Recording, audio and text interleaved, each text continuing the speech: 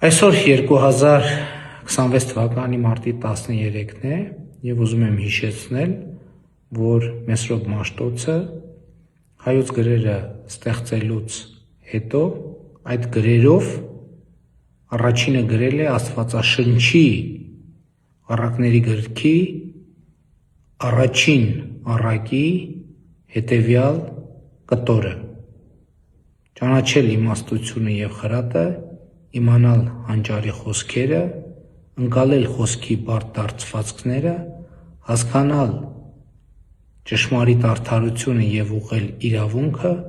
պարզամիտներին խորագիտություն և երիտասարդներին միտք ու հանճար տալու համար, որպեսզի դրանք լսելով իմաստունն ավելի իմաստուն լինի, իսկ հանճարեղը առաջնորդություն ստանա թափանցի առակների և խորին ասույթների մեջ, իմաստունների ճառերի և նրանց այլաբանությունների մեջ։ Սա առաջին հայերեն տեքստն է, որը Մեսրոպ Մաշտոցը թարգմանել է։ Ոչ մի գիտական հիմնավորում չկա, թե ինչու է հատկապես այդ կտորից սկսել Մեսրոպ Մաշտոցը հայերեն նոր տեքստի ստեղծումը։ Ես շատ եմ մտածել այդ մասին և իմ եզրակացությունն այն է, որ 405 թվականին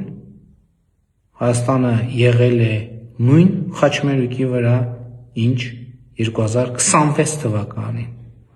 և մեր խնդիրն է, որ այդ խաչմերուկում կանգնած լինելով և մտածելով մեր ճանապարհը շարունակենք այնպես, ինչպես պետք է շարունակենք, որպեսզի հետագայում ողբամ քեզ հայոց աշխարհը չգրվի։